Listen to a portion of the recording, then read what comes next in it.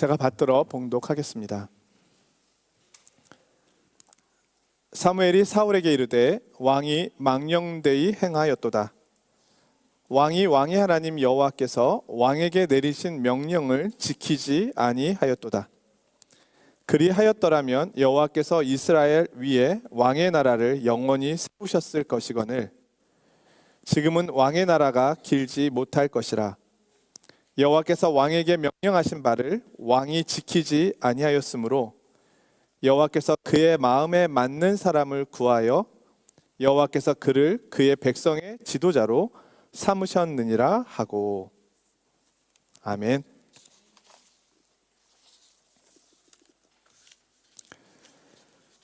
한 기자가 트럼프 대통령에게 질문하였습니다. 당신을 멈추게 할 수 있는 방법은 없습니까? 트럼프 대통령이 대답합니다. 국제법도 내게는 필요 없어요. 나의 도덕성, 나의 생각만이 오직 나를 멈추게 할 수 있지요. 폭력적 힘의 논리가 지배하는 세상을 다시금 보고 놀란 한 주간이었습니다. 지난주 미국은 베네수엘라를 침공하여 한 나라의 대통령을 잡아와서 미국 법정에 세웠습니다. 세계 각국은 힘이 없다는 것이 얼마나 굴욕적일 수 있는가를 보며 힘을 키우기 위해 동분서주하고 있습니다. 힘의 논리가 지배하고 있는 세상을 보면서 괴로운 것은 그것이 성경과 하나님 말씀의 가르침과 충돌된다는 것입니다. 전지전능하신 힘을 가지신 하나님은 세상을 위하여 섬김과 사랑으로 다스리고 보존하고 계십니다. 만약 하나님께서 힘의 논리로 세상을 다스리신다면 이 세상은 벌써부터 지옥이 되었을 것입니다. 성경은 우리가 하나님의 말씀과 가르침을 따라 살아야 함을 말씀합니다. 그 가르침에는 힘으로 누르는 폭력과 억압이 아닌 힘 있는 자가 나누는 섬김과 사랑이 있습니다. 이 시대에 우리가 잃어버린 것은 힘이 아니라 하나님을 향한 경외함이요 하나님에 대한 순종일 것입니다. 2026년 새해 들어서 많은 분들이 성경 읽기를 시작하고 계실 겁니다. 다독도 중요하고 큐티도 중요합니다. 그런데 성경을 읽는 방법 중에 하나님 나라 신학으로 성경 읽기라는 것이 있습니다. 이것은 성경 66권을 하나님의 창조의 목적 안에서 읽어가는 것입니다. 즉, 이 세상에 하나님 나라를 건설하시려는 하나님의 목적의 빛 안에서 성경을 읽어가는 겁니다. 하나님께서 이 세상을 왜 만드셨을까요? 나를 왜 만드셨을까요? 그 목적은 인간을 비롯한 모든 피조 세계가 하나님에 대한 인격적 신뢰와 순종 속에서 하나님의 나라를 창조해 가도록 하기 위함입니다. 성경은 불순종에 무너진 세상을 다시 순종으로 세워가시는 하나님의 이야기를 담고 있습니다. 지난주에 우리는 하나님 마음에 맞는 사람, 다윗에 대한 말씀을 보았습니다. 이 말씀은 다윗의 완전함을 말씀하고 있는 것이 아니라 하나님께서 다윗을 하나님의 마음에 맞는 사람으로 만들어 가시겠다는 의미로 볼 수 있다고 말씀드렸습니다. 그렇다면 하나님 마음에 맞는 사람이란 구체적으로 어떤 사람일까요? 우리가 알아야 하나님 마음에 맞는 사람이 되지 않겠습니까? 그것은 하나님께 순종하는 사람입니다. 오늘 말씀이 그것을 증거하고 있습니다. 오늘 말씀에 귀를 기울여 보겠습니다. 먼저 다윗이 어떻게 순종의 사람이 되어갔는지를 보겠습니다. 그것은 고난입니다. 우리는 하나님 마음에 맞는 사람이라는 칭호를 다윗이 얻은 후부터 얼마나 많은 고난의 시간을 그가 보내게 되는지를 알게 됩니다. 사무엘 상하와 시편에 보면 그의 고난의 모습을 볼 수 있습니다. 여기서 이런 생각이 듭니다. 아니, 하나님 마음에 맞는 사람이 되는데 왜 고난이 있어야 할까? 도리어 하나님 마음에 맞는 사람이라면 누구보다도 더 쉽고 평탄하고 안전한 길을 가는 것이 맞지 않을까 싶습니다. 물론 우리는 쉽고 편안하고 안전한 인생길을 가는 것이 하나님께서 주신 복이라고 고백하면은 틀림없습니다. 하지만 하나님 마음에 맞는 사람으로 빚어져 가기 위하여 내게 주어진 고난도 복이 된다고 말씀하고 있습니다. 참된 복은 고난을 통해 하나님 마음에 맞는 사람으로 빚어져 가는 데 있습니다. 다윗에게 하신 하나님 마음에 맞는 사람이라는 말이 나왔던 배경을 다시 한번 보겠습니다. 자, 이스라엘의 최초로 세워진 왕은 사울입니다. 그는 외모도 출중하고 누가 보아도 왕이 될 상을 갖고 있었습니다. 그런데 하나님께서 그를 왕으로 세우신 것을 후회하시는 모습이 나옵니다. 가장 먼저 나오는 장면이 블레셋과의 전쟁을 앞두고 사무엘이 와서 제사를 드려야 하는데 전쟁 시작일이 되었는데도 사무엘이 오지 않는 겁니다. 이스라엘 군인들은 블레셋 군대의 위용을 보고 한두 명씩 부대를 이탈해 가기 시작했습니다. 사울은 마음이 너무 급한 나머지 자신이 직접 번제를 드렸습니다. 그리고 그때 마침 사무엘이 옵니다. 그때 나오는 말씀이 하나님 마음에 맞는 사람이라는 이 내용입니다. 오늘 본문입니다. 사무엘이 사울에게 이르되 왕이 망령되이 행하였도다. 왕이 하나님 여호와께서 왕에게 내리신 명령을 지키지 아니하였도다. 그리하였더라면 여호와께서 이스라엘 위에 왕의 나라를 영원히 세우셨을 것이거늘 지금은 왕의 나라가 길지 못할 것이라. 여호와께서 왕에게 명령하신 바를 왕이 지키지 아니하였으므로 여호와께서 그의 마음에 맞는 사람을 구하여 여호와께서 그를 그의 백성의 지도자로 삼으셨느니라 하고. 자, 이 일은 다른 시선으로 보면 전쟁을 앞두고 있는 긴박한 상황에서 늦게 나타난 사무엘의 잘못일 수 있습니다. 사울은 어떤 면에서는 어쩔 수 없는 선택을 한 것입니다. 하지만 꼭 그렇지만은 않은 겁니다. 사울은 하나님의 말씀의 무게를 크게 생각하지 않았습니다. 그것이 사울의 가장 큰 책망의 이유입니다. 결국 하나님 마음에 맞는 사람이란 사울처럼 함부로 행동하지 않는 사람을 의미합니다.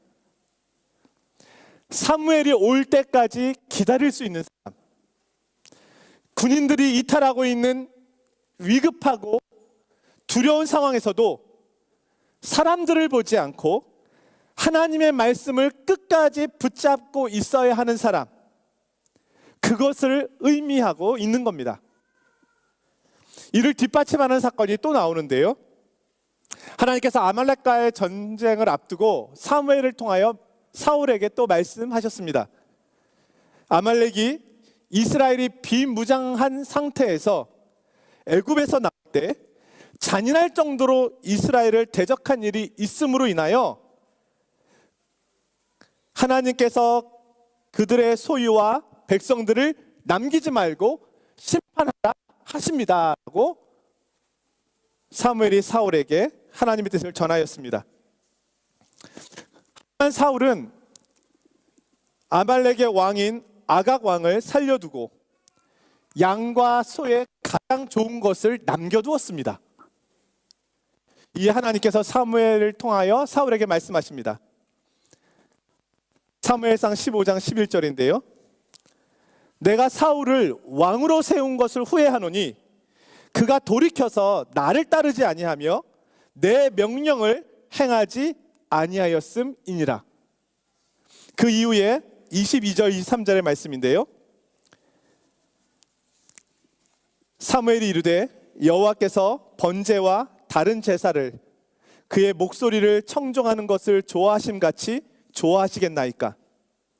순종이 제사보다 낫고 듣는 것이 순양의 기름보다 나으니 이는 거역하는 것은 점치는 죄와 같고 완고한 것은 사신 우상에게 절하는 죄와 같음이라.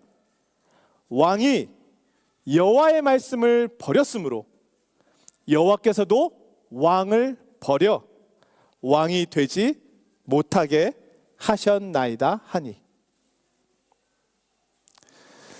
성경은 이 두 번의 사건으로 인해서 사울이 하나님께로부터 버림받은 내용을 보여주고 있습니다.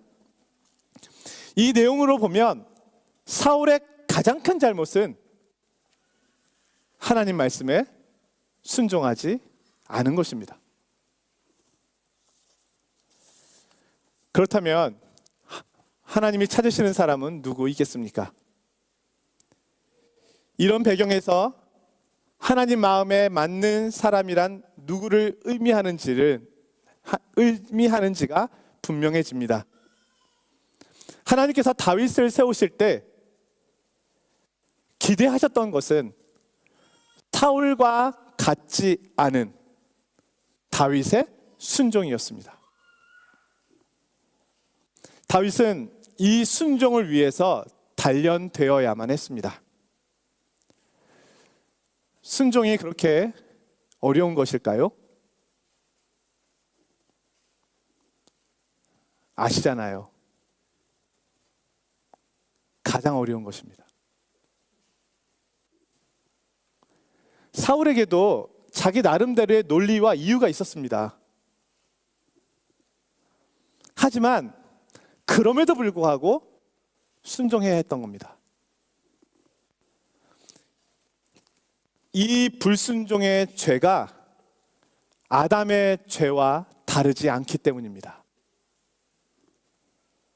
그러나 그는 순종하지 못했습니다. 우리는 성경의 역사를 다시금 생각해 보아야 하겠습니다.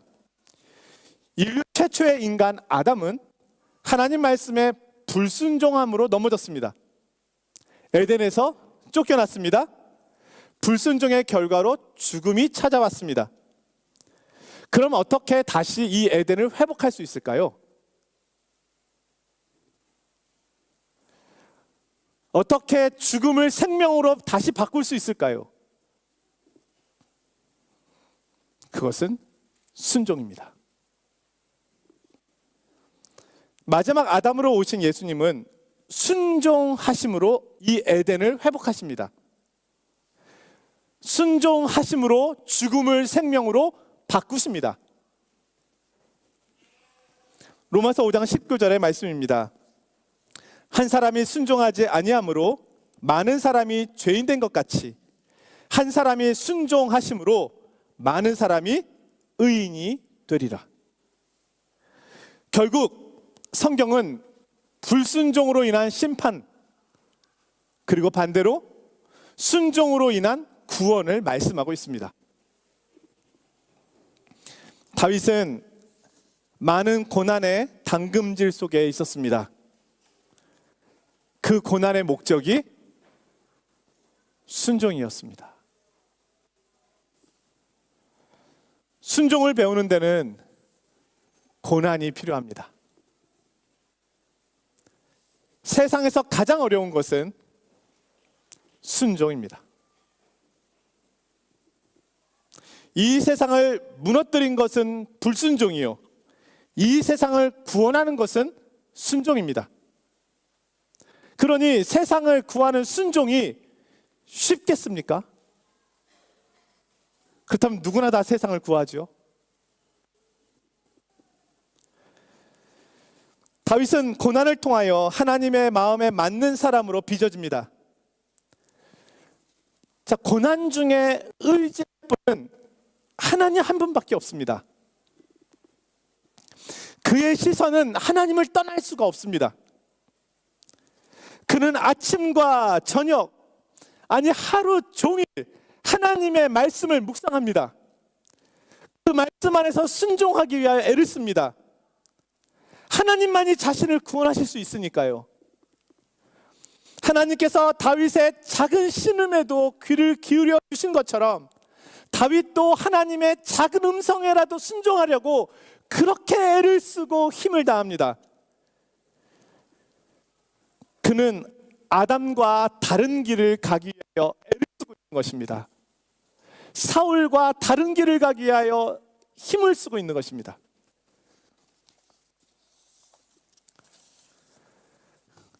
마지막으로 다윗의 순종이 그리스도의 순종의 예표임을 보려고 합니다. 하나님께서는 다윗과 언약을 맺으시고 다윗의 후손 중에 메시아가 나올 것이라고 말씀해 주셨습니다. 다윗의 고난과 순종은 장차 오실 메시아의 순종을 예표하기도 합니다. 다윗의 후손으로 마침내 예수님이 오셨습니다. 예수님께서는 이 땅에서 고난의 시간을 보내십니다. 그리고 마침내 십자가의 길까지 순종하십니다. 우리가 볼 때 예수님은 하나님의 아들이시고 십자가의 죽음을 통하여 인류를 구원하기 위해 오신 분이시기 때문에 하나님께 순종하시는 것이 쉬우셨을 것 같습니다. 그러나 그건 우리 생각입니다. 그렇지 않습니다. 아들이시라도 순종은 어렵습니다. 히브리서 5장 7, 8절입니다. 그는 육체에 계실 때에 자기를 죽음에서 능히 구원하실 이에게 심한 통곡과 눈물로 간구와 소원을 올렸고 그의 경건하심으로 말미암아 들으심을 얻었느니라. 그가 아들이시면서도 받으신 고난으로 순종함을 배워서. 예수님께서 살아가셨던 이 땅에서의 삶이 무엇인가를 말씀해 줍니다. 심한 통곡, 눈물, 간구, 소원, 이 단어들은 그가 겪으신 고난의 무게를 우리에게 알려주고 있습니다. 예수님은 그 고난을 통하여 순종을 배우셨습니다. 아들이신데도 고난을 통해 순종을 배웁니다. 우리가 예수님의 구원 사역에 대하여 오해하고 있는 부분이 이 부분입니다. 우리는 예수님의 십자가 고통이 가장 큰 고통이고 예수님께서 십자가를 지신 것이 그리스도의 사역의 핵심이라고 생각합니다. 당연히 십자가는 모든 죄인을 위한 죽음이요, 우리의 구원을 위한 예수님의 죽으심을 보여주고 있습니다. 십자가가 나를 구원하였고 나를 살리셨습니다. 나의 모든 죄를 용서하셨고 나를 새롭게 하셨습니다. 그런데 주님께서 십자가의 길로 바로 가신 것이 아닙니다. 그는 고난의 시간을 겪으시고 마침내 십자가를 지신 겁니다. 고난을 통해 순종을 배우시고 그 배움을 통하여 십자가를 지셨다는 말씀입니다. 이스라엘 백성은 광야에서 40년을 보냈습니다. 그 광야 생활의 목적이 신명기 8장에 나옵니다. 내 하나님 여호와께서 이 40년 동안에 내게 광야길을 걷게 하신 것을 기억하라.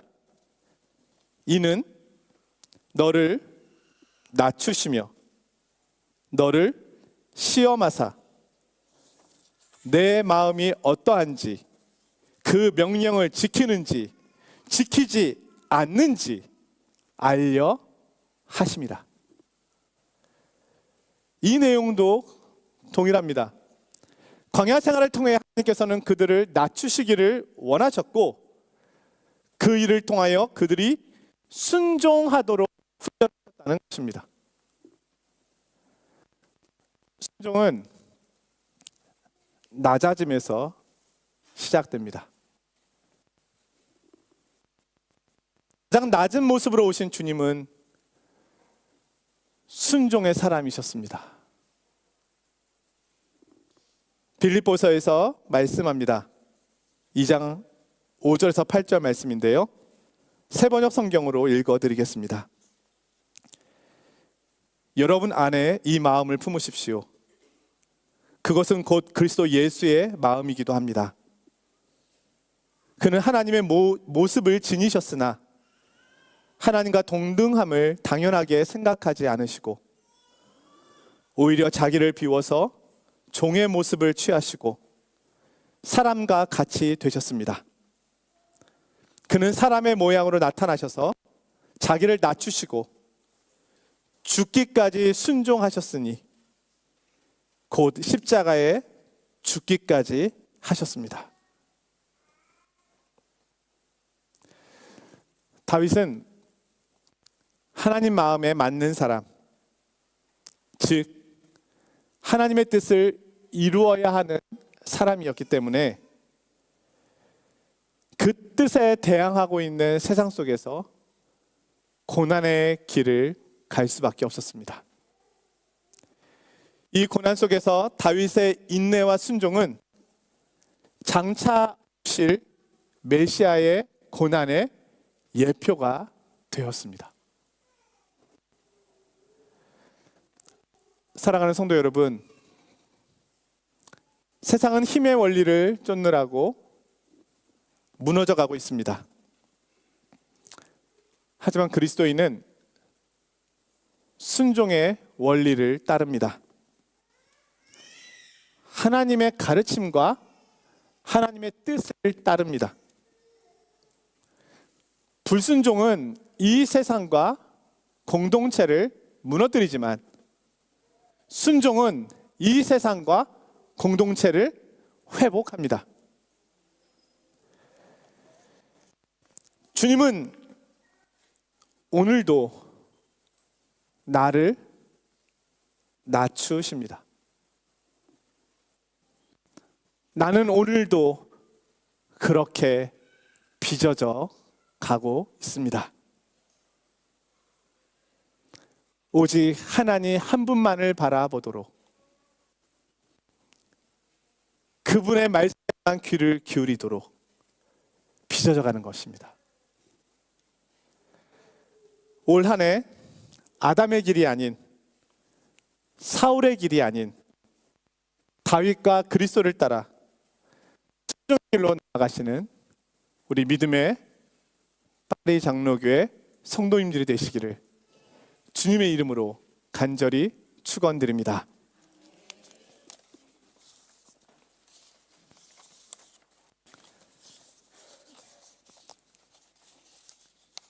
기도하겠습니다.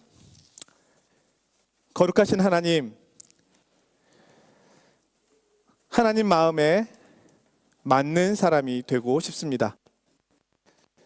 그것이 순종의 사람이라면 그렇게 빚어지고 싶습니다. 아담의 길이 아닌, 사울의 길이 아닌 순종의 길로 나아가게 하옵소서. 하나님 나라와 공동체를 세우는 사람이 되게 하옵소서. 예수님의 이름으로 기도드리옵나이다. 아멘.